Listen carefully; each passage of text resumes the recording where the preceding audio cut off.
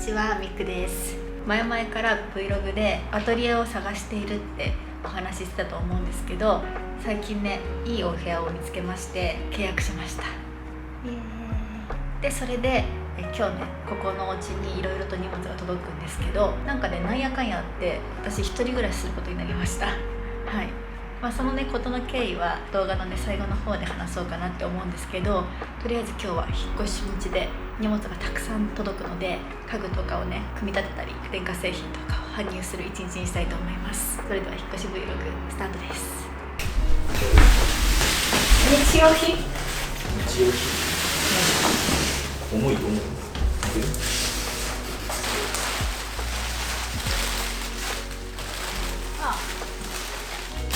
日用品いろいろ一式届きました。すごいね、仕送りみたいに入ってるんだけど、こういうトイレのやつとか調香とか、ドライヤーは絹状にしてみました。食器用洗剤でしょ、ゴミ袋とかお風呂用品とか。これ何？そうそう、ご飯釜買ったんですよ。一人用のやつ、針用のやつ。2から3合炊きぐらいの、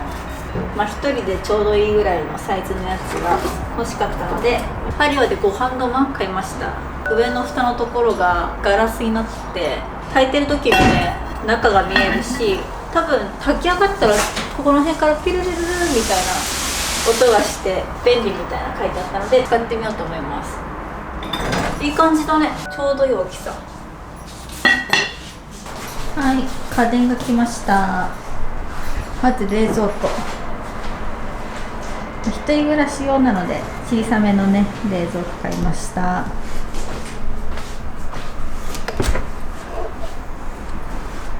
十分なんじゃないでしょうか。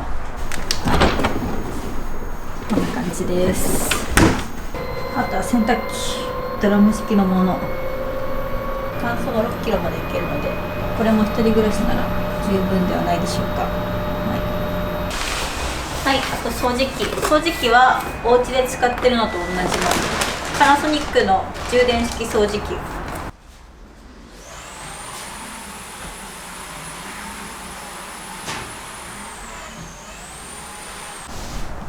はい、どんどん届きます。リビングスペースに引くラグが届きました。かわいい。やっぱこれにしてよかったわ。重い手伝って。めっちゃいいじゃん。ちょうどいいサイズだった。ちょうどいいサイズ。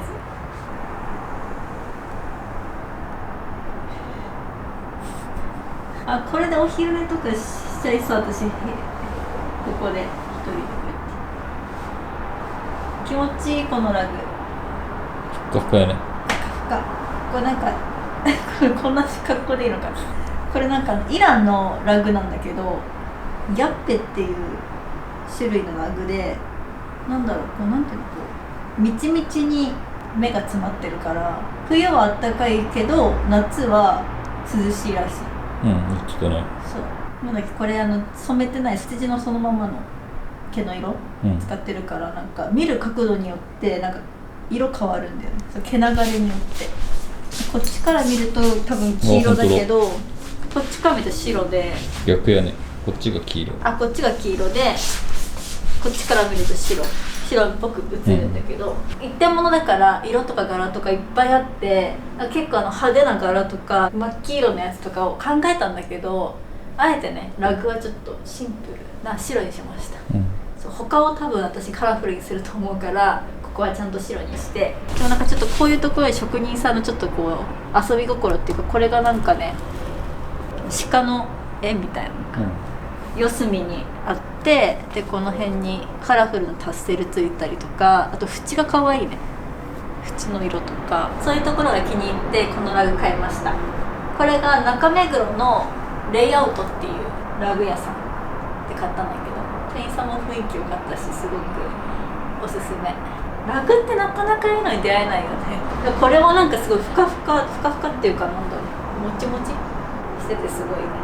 気に入ってます。ほほほ。来ました。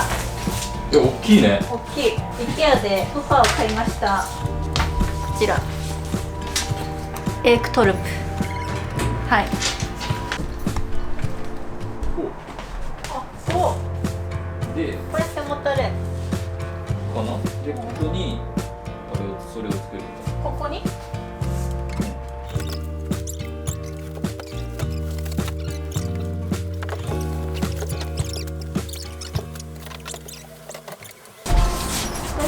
意外と軽い。はい、チェンジ。です。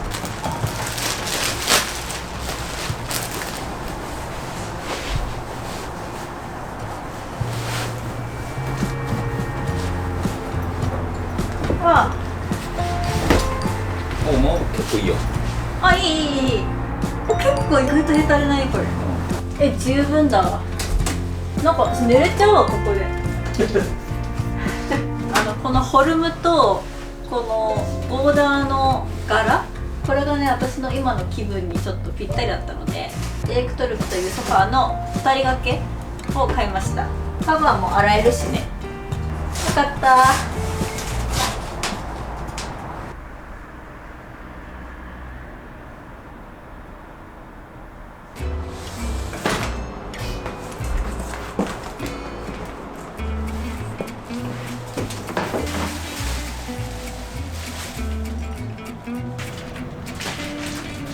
かわいい。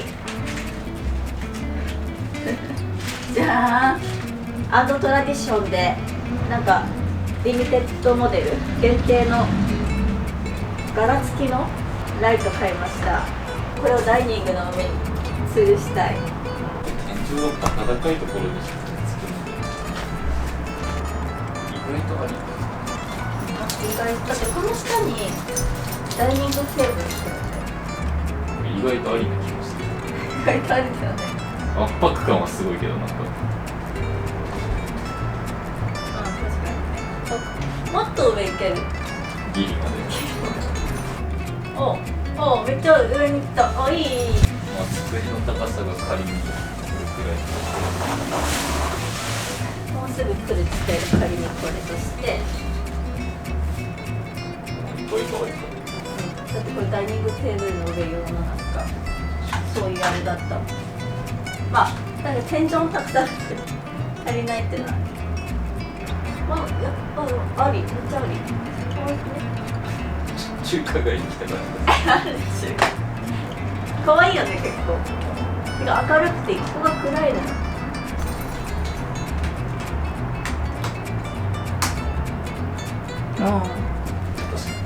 暗いか。暗いよね。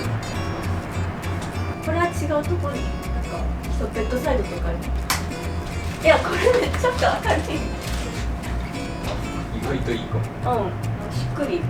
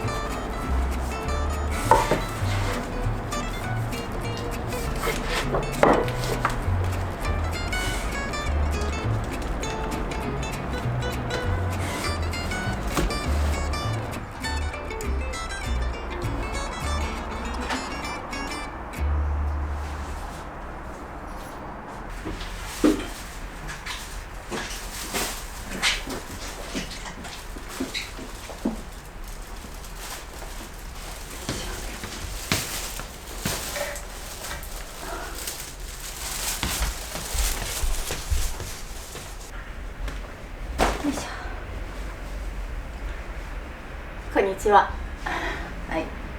昨日の後ね、ちょこちょこお家の中整理して、その後混乱ショッピングに行きました。で、ちょっと新居用のね、細々としたものを購入してきたんですけど、今日ですね、これから友達が2人ここに遊びに来るので、その友達がね、来た時用のスリッパとかそういうものを買い出してきました。軽く購入品紹介したいと思います。まずは来客用のスリッパですね。こちら、これ混乱ショップオリジナルなのかな、薄手のね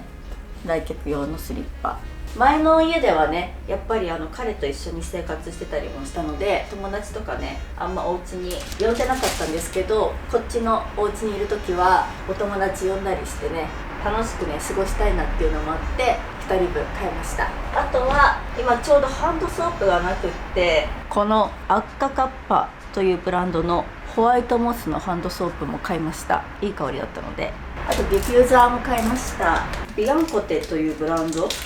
みたいなんですけど、ホワイトティーのね香りがめちゃくちゃいい匂いで、こちらを買ったんですけど、あんまり私ディフューザー使わないんですけど、今ね引っ越してきたばかりで前の家の香りみたいな、やっぱまだ慣れないので、新しく玄関に置いてちょっとお家の中の香りをね変えたいと思います。だからまた一人暮らしするとは思わなかったので、何からね買ったらいいのかちょっとよく分からなくて、なぜか先にカトラリーを揃えました。こういう感じで、なんか結構フォルムが可愛いんですよね。スプーンとかもフォルムが可愛くて、せっかくだからということで一式揃えました。これだけカトラリーあれば十分でしょう。それでカトラリーをね入れるカゴも買いました。あともう一つ、こちらと同じブランドのカゴ、少し大きめのタイプのカゴを買いました。あと昨日ね、飾り棚の部分もちょっと小物を置いたりして整理したので見ていきたいと思います。まずはね、家から持ってきた本を置いて、こういうねちょこちょこ隙間にぬいぐるみを置いたりしています。これがね、最近三鷹の森美術館に行って買ってきたトトロのぬいぐるみ。かわいい質感が、こういうのねちょっと置いちゃったりして、でこっち側にはたくさん持ってるキャンドルと、あとこの辺はよく使うキャンドル、あとこのトラディションのライトはお家から持ってきました。で下の部分にはちょっと細々としたものを置いて、ジブリの DVD をいくつか買ったんですけど、テレビでねジブリ映画見たいなってずっと思ってたんですよ。ディズニープラスはテレビでね繋いだら見れるので、ジブリだけ DVD で揃えてます。なのでこのね、もう本当に Amazon で買った安い DVD プレイヤーをテレビの下に置いて、ジブリをね一人で見たいと思ってます。あとこの辺はお香とかマッチとかかな。これが最近届いたアーバンオートフィッターズのお香立てで、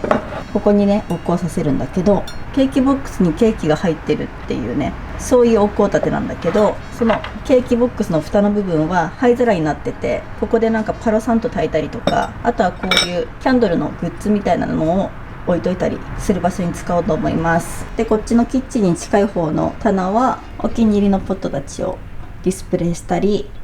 あとここには茶葉とか入れようかなって思ってます。でここの引き出しの中にはマグカップとか小皿とか、そういうのを収納する場所にしています。このうちね食器棚みたいなのがあんまりないので、この部分をね活用していこうと思います。そしてこの棚の下にもこういうね収納ボックスみたいなのがあって、この中にね花瓶をたくさん入れたり、あとはなんかシュレッダーとかあんまり見せたくないものとか、掃除機のね付け替えノズルとか、そういうあんまりこう見せたくないものを入れてます。そんな感じかな。まだ上の方とかガラ空きで何もね置いてないんですけど、まだ何も置いてないスペースのところは、観葉植物とか、あとはカゴとか、そういうのを置いたりとかして棚を埋めていこうかなと思います。このお家に決めた、一番の理由がこの飾り棚があるっていうことなんですけど、これだとね棚を買わなくてもいいし、私のたくさんあるインテリア小物が一気にねここに飾ることができるので、とってもありがたい、そういう感じで、まだまだ配置は確定じゃないんですけど、なんとなく置いてみました。あとキッチンもまだまだ何も置いてないっていう感じなんですけど、この辺の窓枠のところにもちょっとした棚があるから、紅茶の缶だったりとか砂糖とか、そういうのをねこまごま飾ったりしようかなと思ってます。あとは家具はダイニングテーブルとベッドが来るのを待つのみという形になりました。もう今ねダイニングテーブル頼んでるんですけど、真ん中のところにね置こうと思ってます。でダイニングテーブルが来たら、このアンドトラディションのライトをちょっとだけ下げようかな。このライトかなり大きくてインパクトがあるんですけど、部屋全体をね明るく照らしてくれるし、可愛いのでやっぱり買ってよかったなって思ってます。そしてあとね、ベッドルームにデスクをね置いちゃおうと思って、ここが作業スペースになりますね。このデスクはフィルムヴィンテージで購入したヴィンテージのねデスクです。すごく気に入ってます。そしてこのねこちら側のスペースに、シングルサイズぐらいかな、寝れればいいので小さなベッドを置いて、あとはこのベッドルームのカーテンをねちょっと買わなければなと思ってます。オーダーかなって思うんですけど、マリメッコでねオーダーしようかなと思ってます。でそんな感じで、あとベッドとダイニングテーブルとカーテンとみたいな感じで、揃い出したらまたね Vlog にして皆さんにどんなものを揃えたかシェアしていきたいなと思ってます。I still dream about you every night. Guess I'm wondering if you're alright. I wish I didn't do that, but I do. And do you ever dream of me? Or are my visions just a one-way street? If they are, then that's okay.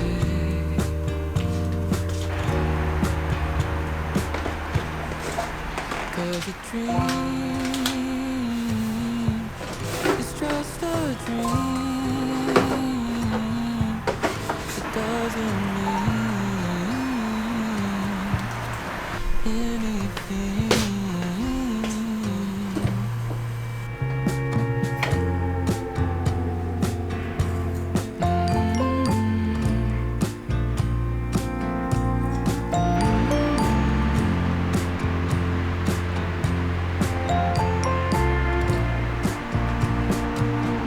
When I'm watching pro basketball, picture you saying if you were tall, and it could have gone pro, but you got my gloves up. It's just a dream. For a thing, it doesn't mean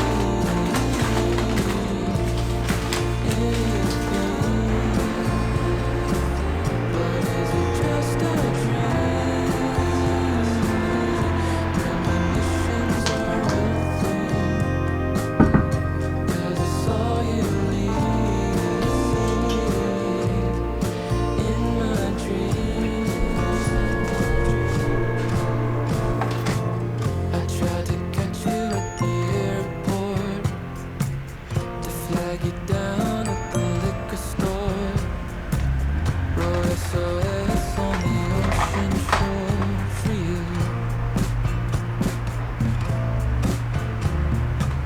but you pretended that you didn't see.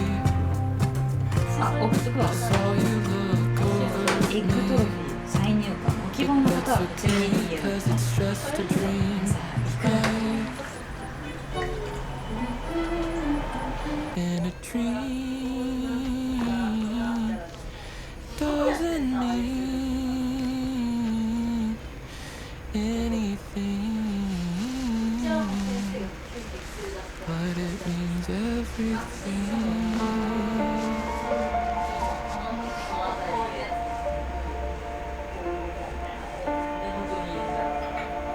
なるほどね。いつもそうだ、韓国にいないそうだった。メーカーあるよ。ネイバーマップで、それこそはい、こんばんは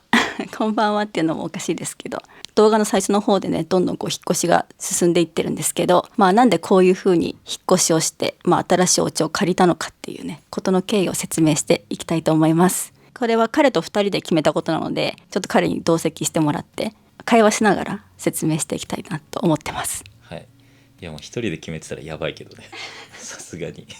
今年に入ってからちょこちょこアトリエ探してるみたいなお話したと思うんですけど、去年の後半ぐらいからそういう風にもう一個お仕事をしたりとか、こう自分のアイディアを深める場所みたいなのが欲しいなと思ってたんですよ。ブランドでもちょこちょこね商品をこうアイデア出ししてたりしてるので、それでお家を探してて、今回のお家が気に入ったので決めたという、そういう感じです。今うちの家がね、リビングダイニングスペースと、今ここの部屋が完全な仕事部屋にはなってて、ただあなたはあなたで仕事があって、僕は僕で仕事があって、そうなった時にやっぱさすがに同じ部屋で、例えば僕がオンラインミーティングしてる時に、ここに入って来づらかったり静かにしてないといけないとか、それは逆もしかりで、お互い仕事をしていく上でちょっと我慢をする点がいくつかあって、それを仕事とプライベートを、完全に家の中だけじゃなくて、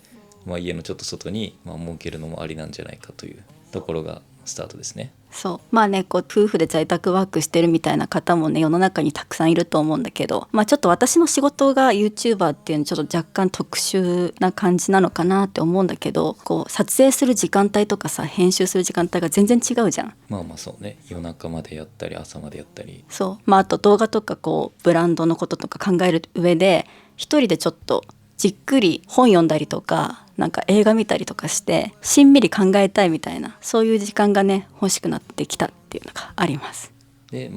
一人暮らしって言っても本当近所で、そう行ったり来たりする予定だから、お家をでこっちのねお家にももちろん来るし、荷物を全部持っていくわけではないので、一人暮らしといえば一人暮らしだし、そうじゃないといえばそうじゃないって感じなんだけど、ややこしいからちょっと一人暮らし始めましたっていうタイトルにさせていただきましたが、半一人暮らしっていう感じですね。一番は彼が納得してるのかっていうことですよ。視聴者の方が知りたいの。そういうことね。私のわがままなんじゃないかとかさ、私に振り回されてるんじゃないかとかさ、思うよね。普通私だったら思うもん。その通りです確かにその通りであるんだけど、どう思うというか、なんなら俺から言ったみたいなところもあるし、それは別に喧嘩とかではもちろんないし、むしろ仲はいい方なんだけど、そもそも僕がそういう書斎というか仕事場みたいな、物件を持ってたんですよ。ここで、仕事を最初してたりとか、自分の時間過ごしたりとかしてたんですけど、最初は僕外で行こうと思ったんですけど、だんだんこっちで仕事した方が都合がよくどんどんなってきちゃって、でもったいないなっていうのがちょっとあって、動画ではわざわざ言うことじゃないかなと思って。そうだね。彼の動向っていうのはちょっとはぐらかしてきたんですけど、そういう感じでたまにこう行き来してたけど、去年ぐらいから一緒に旅をすることになって、そうなるとねこっちの家にいることも増えるし、ただ去年の後半ぐらいからは旅しつつもお互い打ち合わせとか、そういろいろミーティングみたいな、そういうシーンが増えたので、そうね、言ってなかったけど、そもそも僕は時々外出てましたみたいな。そうじゃあ逆にするっていうだけなんですよ、実はうちの家庭内の事情で言えばね。そうだね。だから急にね聞かされたらびっくりして、夫婦仲大丈夫なのかとかいろいろ思うかもしれないんですけど、そういう経緯があって、今年からは私が一人でいろいろあっちの部屋で仕事をするという感じになります。大丈夫かな。説明してもね説明しきれないところがあるし、でも私たちの中で納得いってるよねいや納得は全然いってるっていうか、僕ら夫婦からするとそんなに変わることじゃないっていうか、単純にスイッチ場所が2人が入れ替わるってだけで、今まで通りだよね。だからあんまり驚かないで見ていただけたらいいかなって思います。特に変わることはあんまりないですけど、私が一人であっちの家で朝ごはん食べたりとか仕事したりとか、そういう、リビングアローンダイアリーみたいなそうやってみたかったのだからやらせてください。ちょっと一人暮らしダイアリーみたいなやつをちょっとやらせていただこうと思ってます。そのずっと一人で暮らすわけではないので、普通にね2人でお互いの部屋がある大きないい家が見つかったら一緒に引っ越しちゃうかもしれないし、そうね、ちょっと挑戦の期間でもありますからね。そうそう、お互いの時間を持ってこういろいろと挑戦しようみたいな、そういうのも裏テーマであるので、そういう感じでプチご報告でした。当分はちょっとあっちの引っ越しとか一人暮らし楽しんでる動画が出るかなと思うんですけど、また今後も彼と旅行ったりとか、こっちで一緒にご飯食べたりとか、そういう動画出せると思います。それでは引っ越し Vlog 終了です。パート2をお待ちください。さよなら。さよなら。はい、さよなら。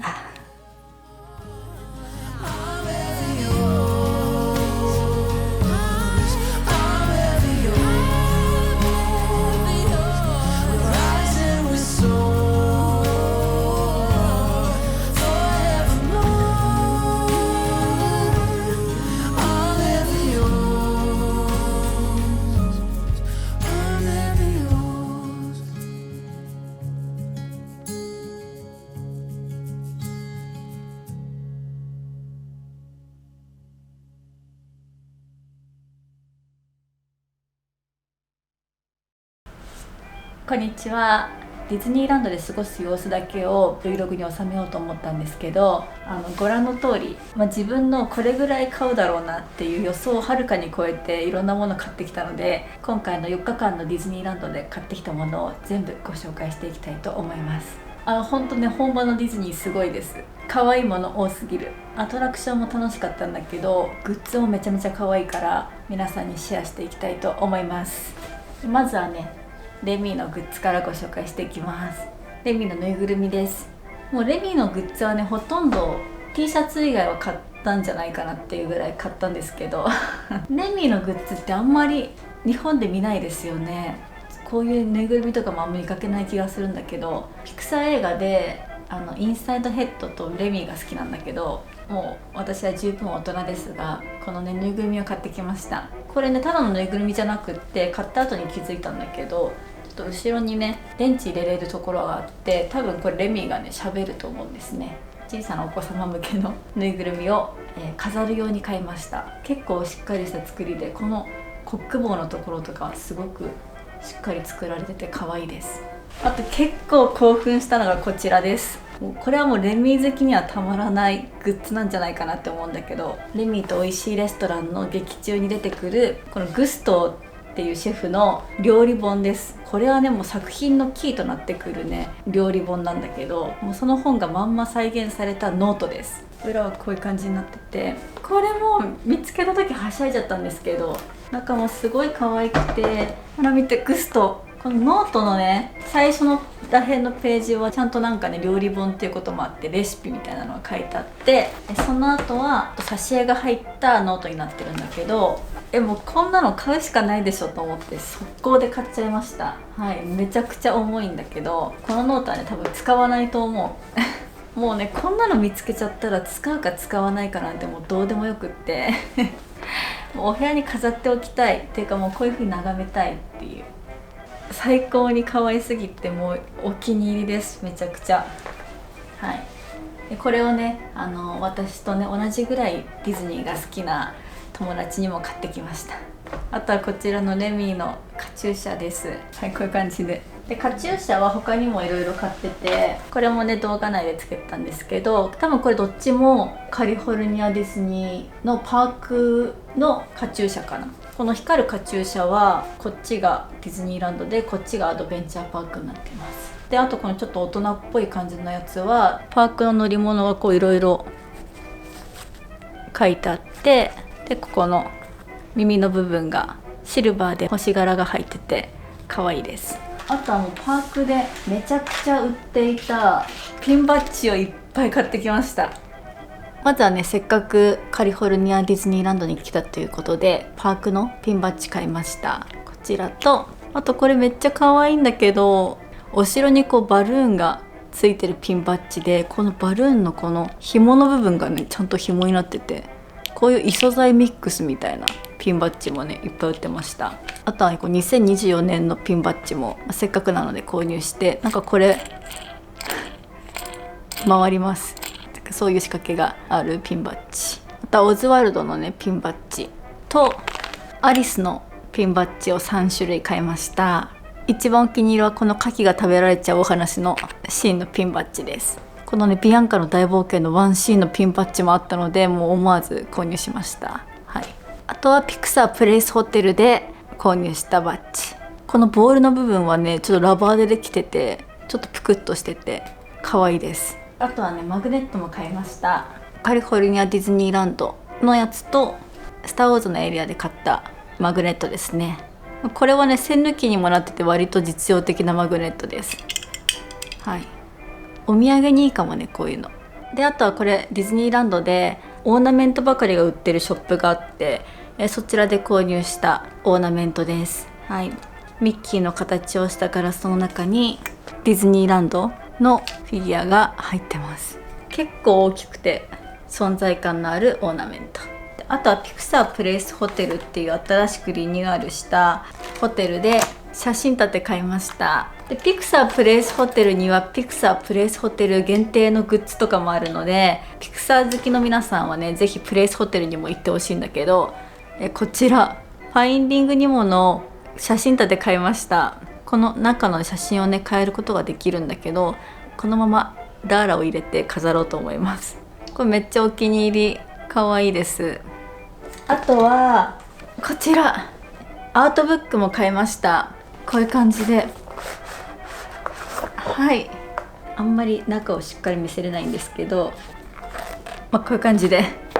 はい、ピクサーのアートワークがこうねずらーっと並んだアートブック買いました。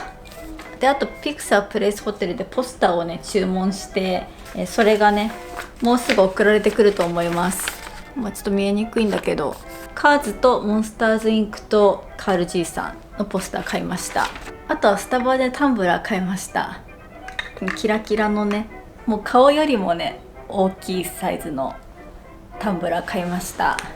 これが29ドルかな。なんかこんな感じでピンクオレンジみたいな感じの色味ですごい可愛いんですけど、こちらのタンブラーと、あとはディズニーランド限定のマグカップですね。中はピンクになっててスターバックスってちゃんと入ってます。でこのマグが、ディズニーランドとアドベンチャーパークで柄が違うので、パークホッパーチケット持ってる方はもうどっちのスタバも見に行ってみてほしいんだけど、私はディズニーランドの方の柄が好きだったのでこっち買いました。このランド内のアトラクションがずらーっと書かれてるマグで、このイカボードとトウドシの顔が可愛すぎて、これが決め手となって買いました。この手書き感がめっちゃ可愛いです。でね、この小さい方のマグも買いました。裏可愛い、こういう感じになってて、こっちも中ピンクです。でなんかこれ紐がついてきて、これなんかオーナメントみたいに飾れたりもできるのかなと思って、ツリーに飾りたいなと思って買ったんですけど、はい、こちらも買いました。次がディズニーランドのクリスタルアーツっていうガラスでできたなんか置物みたいなのがいっぱい売ってるお店で購入したものが見えます？こちらです。シンデレラのネズミさんジャック、めちゃめちゃ可愛い。このお洋服と帽子のところがキラキラしてます。こんな小さな置物なのに120ドルぐらいしました。はい、私こういうの大好きなので、こちらと、あとははい、こちらジャングルブックのクマのバルーの小物入れ買いました。こういう感じで下の部分がね開くんだけど、ここに何を入れようかなっていうぐらい小さくて浅い小物入れなんだけど、こうところどころこうキラキラしててすごい可愛い。こっちはね100ドルぐらいでしたね。あとはディズニーランドのティアナーズパレスっていうレストランで買えるプレート、それが可愛かったので買ってきちゃいました。こういうのってなんかディズニーランドにもありますよね。そのレストラン限定のプレートみたいな、そういう感じのやつです。何これ可愛すぎっていう感じで、プリンセスと魔法のキスのハスの葉のお皿にカエルがいて、そして花をねここに乗せるっていう、